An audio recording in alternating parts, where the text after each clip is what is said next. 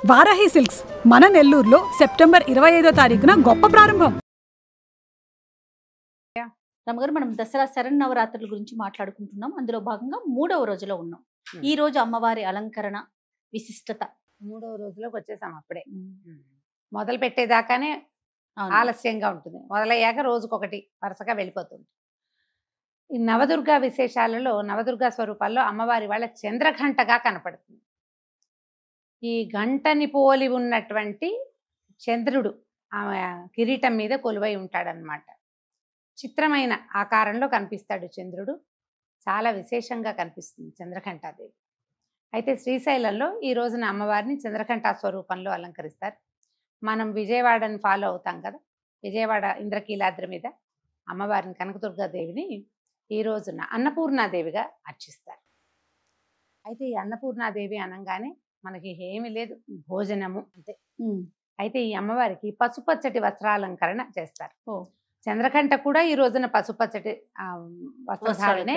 ఈ రోజున మనం నివేదన చేసేటప్పుడు ఆహారం ఏం చేస్తాము, కట్టె పొంగలి, దధ్యోదనము అలాంటివి నివేదన చేస్తాం. చంద్రఘంట కూడా ఈ రోజున కొబ్బరన్నమే నివేదన. అయితే మనం తెల్లటి పదార్థాలు ఏవైనా కూడా నివేదన చేయవచ్చు.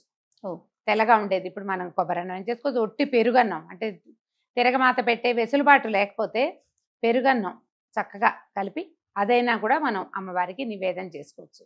అన్నపూర్ణ స్తవం చదువుకోవచ్చు. అయితే ఈ అమ్మవారిని ఈ రోజున మనం బాలికా స్వరూపాన్ని పూజిస్తాం కదా, 4 ఏళ్ల పాప, 4 సంవత్సరాల నిండిన పాపని కళ్యాణి అంటారు. పేర్లు చూడు ఎంత ప్రత్యేకంగా ఉన్నాయో. ఈ కళ్యాణి స్వరూపంలో ఉన్న బాలికని గనక ఈ రోజున పూజిస్తే మనకి విద్య, వినయము, రాజభోగాలు ప్రాప్తిస్తాయి. ఒకవేళ ఈ పూజ చేసి ఆ పూజ చేయకపోయినా పర్వాలేదు, ఆ పూజ చేసి ఈ పూజ రెండూ చేయవలసిందేనన్న నియమం లేదు. అవకాశాన్ని బట్టి మనం ఇదే నియమం పెట్టుకున్నాం అనుకో, అమ్మవారిని అర్చించుకోవటమే, అర్చన చేసుకోవచ్చు. ఓ బాలిక పక్కింటి వాళ్ళ అమ్మాయి చిన్న పాప ఉంది, 4 ఏళ్ల పాపాయి, ఆమెను ఈ రోజున నిన్న మొన్న చేయలేదు, రేపు ఎల్లుండి సాగదు, ఈవేళ ఒకరోజు చేయొచ్చంటే చేయొచ్చు లక్షణంగా.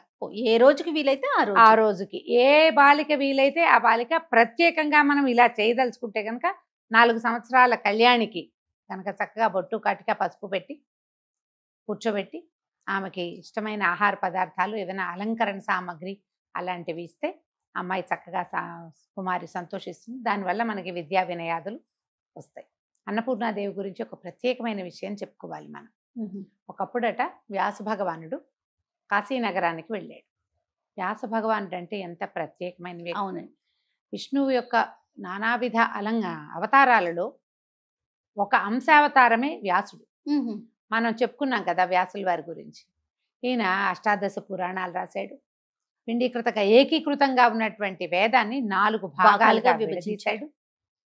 పరమాద్భుతమైన చరిత్ర కలిగిన వాడు. సంయమనం ఉన్నవాడు అవునా కాదా అని పరీక్షించడానికి పరమేశ్వరుడు వ్యాసుల వారికి అన్నం పుట్టనివ్వలేదు కాశీనగరంలో.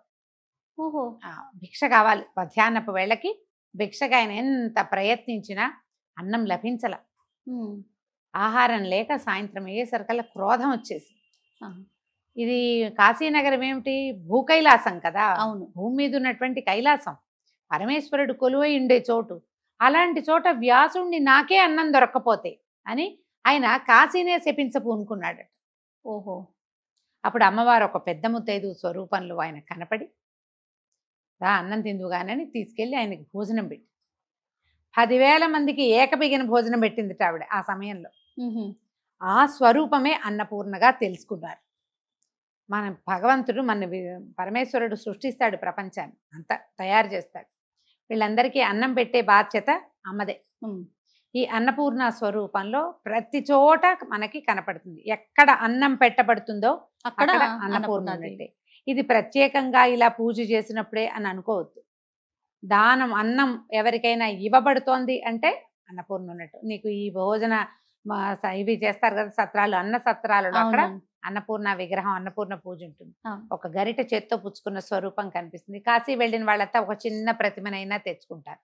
ఈ అన్నపూర్ణ ఎలాంటి విశేషం అంటే, మనం ఏదైనా వంట చేసేటప్పుడు అన్నపూర్ణే సదాపూర్ణే శంకర ప్రాణవల్లభే జ్ఞాన వైరాగ్య సిద్ధ్యర్థం భిక్షాందేహి చ పార్వతి. ఈ శ్లోకం చెప్పుకుంటూ కనుక వంట చేస్తే వంట రుచిగా కుదురుతుంది. అదొకటే కాదు, మనం ఎంతమంది వచ్చినా ఆ అన్నం సరిపోతుంది. వాళ్ళని బట్టి ఈ వంట కుదురుతుంది. ఈ శ్లోకం రోజువారీ చదువుకోవాలి, నేర్చుకోవాలి అని చెప్తారు. ఈ రోజున మనం అన్నపూర్ణ స్వరూపాన్ని పూజిస్తాం. పసుపచ్చటివి తెల్లటి వస్త్రాలు ఒక్కొక్క చోట కనపడతాయి. విజయవాడ వాళ్ళు మనకి పసుపచ్చటి వస్త్రాన్ని అలంకరిస్తారు. మనం ఎవరికైనా ముత్తైదువుకి ఇచ్చేటప్పుడు కూడా పసుపచ్చని గాజులు, పసుపచ్చటి వస్త్రము అలాంటివి సమర్పణ చేస్తే మంచిది. చేమంతి పూలతో అర్చన చాలా విశేషం అని చెప్తారు. మన అవకాశాన్ని బట్టి చేయాలి. అయితే ఏంటంటే ఇప్పుడు మనం దుర్గా స్వరూపాలన్నింటినీ కొలుచుకుంటామా? అవునండి. ఈ స్వరూపంలో ఈమె అన్నపూర్ణ అంటే ఆహారం ఇవ్వటమే ఆమె యొక్క ప్రధానమైన కర్తవ్యంగా భావించి ఉంటుంది. ఆమె అదే. ఇప్పుడు ఒక రోజును పూజ చేసి మానేస్తే ఎట్లా? అవును. ఆమె లక్షణాన్ని మనం కూడా కొంత నేర్చుకోవాలి కదా. ఈ మొత్తం ఈ దుర్గా స్వరూపాలన్నీ కూడా అదే చెప్తున్నాయి మనకి. ప్రకృతి పట్ల ప్రేమగా ఉండటం, ఎవరి పట్లైనా మనుషుల పట్ల ఆదరంతో ఉండటం, భోజనం సమకూర్చటం, సహాయం చేయటం, అవసరమైతే కత్తిడాలు ధరించి యుద్ధానికైనా వెళ్ళడం. ఈ స్వరూపం అదే కదా మనం చెప్పుకుంటున్నాము. కాబట్టి ఈ అన్నపూర్ణ స్వరూపాన్ని పూజించి సంవత్సరంలో ఎవరొచ్చినా అతిథి అభ్యాగతుల్ని కాదనకండి. ఆహార పూజ చేసుకుని మానేయకుండా ఆమె లక్షణాన్ని కొంత సంతరించుకుంటే మనకి సౌభాగ్యము, విద్యా వినయము ఇంకోటి ఆటోమేటిక్గా వచ్చేస్తాయి సహజంగా.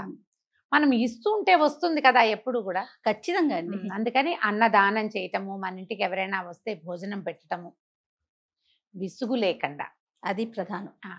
ఈ ఆలోచనతోటి మనం అమ్మవారిని అర్చించుకోవచ్చు. అన్నపూర్ణాష్టకం చాలా విశేషంగా ఉంటుంది. అన్నపూర్ణాష్టకం చదువుకోవచ్చు. అన్నపూర్ణ అష్టోత్తరం కూడా లభిస్తుంది. చక్కగా ఒక చిటికెడు కుంకుమ తీసుకోవటం, అన్నపూర్ణాదేవి అష్టోత్తరం చదువుకుని కుంకుమను సమర్పించి పూజా విధానాన్ని పరిసమాప్తం చేసుకోవచ్చు. ఉదయమైన సాయంకాలమైన మేమే వీలుని బట్టి పూజించుకోవచ్చు. ఓకే.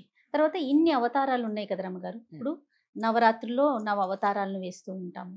రకరకాల విధానాల్లో రకరకాల పద్ధతుల్లో తల్లిని కొలుస్తూ ఉంటాం, రకరకాల ఆకారాల్లో కూడా. ప్రధానంగా మనము కొలవాల్సిన ఆకారం, పూజించాల్సిన రూపం అట్లా ఏదన్నా ఉంటుందంటారా? లలితా పరమేశ్వరే, లలితా పరదేవతనే మనం పూజిస్తాం. ఆయా సమయాన్ని బట్టి ఆమె స్వరూపం మార్చుకుంటుంది. మనకి ప్రకృతి స్వరూపం మార్చుకోవటంలో. అవును. ఋతువుకి మారిపోతుందా? ఈ ఋతువు ఇవాళ ఉంది, ఇవాళ చల్లగా వాన వస్తోంది, ఈ వానే ఉంటుందా? ఉండదు కదా. ఓ 2 నెలలు తిరిగేసరికి వర్ష ఋతువు పోతుంది. అవును. తర్వాత ఇంకోటి వస్తుంది, దాని తర్వాత ఇంకోటి. ఋతువులు మారతాయి, స్వరూపాలు మారతాయి, కాలం మారుతూ ఉంటుంది. అవును. అమ్మ కూడా ఆయా సందర్భాన్ని బట్టి తన స్వరూపాన్ని మార్చుకుంటూ ఉంటుంది. అవసరాన్ని బట్టి నీకు అన్నం కావాల్సిన వేళ ఆవిడ అన్నపూర్ణ అవుతుంది. నీకు సహాయం కావాల్సినప్పుడు దుర్గ అవుతుంది. అంతే. సాహసం కావాల్సినప్పుడు మహిషాసుర మర్దిని అవుతుంది. నువ్వు నిజంగా విజృంభించాల్సిన సమయం వచ్చినప్పుడు కాళరాత్రి అవుతుంది. మనం కూడా ఇవన్నీ అవుతూ ఉంటాం. ఆమెతో పాటు మనము మారుతూ ఉంటాం. లలితా పరదేవతని పూజిస్తాం. పరదేవత ఏ స్వరూపంలో మనకు కనిపిస్తే ఆ స్వరూపం. ఓ చిన్న గుండ్రాయి, దానికి పసుపు రాశారు, బొట్టు పెట్టారు, గుండ్రాయి స్వరూపంలో పూజిస్తాం. గుమ్మానికి పసుపు రాసి బొట్టు పెట్టాం, గుమ్మం రూపంలో పూజిస్తాము. అదే కదా మన యొక్క గొప్పతనం. అంతే. అదే హిందువుల విధానం ఏంటంటే ఇదే అని లేదు, ఏదైనా పూజింపదగినదే. అంటే ఏ స్వరూపంలో అయినా భగవంతుని చూస్తాం. భగవంతుడు సర్వాంతర్యామి. అమ్మ కూడా అన్ని జీవుల్లోనూ ఉంటుంది. ఆయా అవకాశాలు, సమయాలు, ఋతువుల్ని బట్టి, కాలాన్ని బట్టి పూజా విధానము మారుతుంది. కానీ పూజింపబడే దైవం పరదేవతే. మరి 4వ రోజు అవతారం మరొక వీడియోలో మనం మాట్లాడుకుందాం. నమస్తే.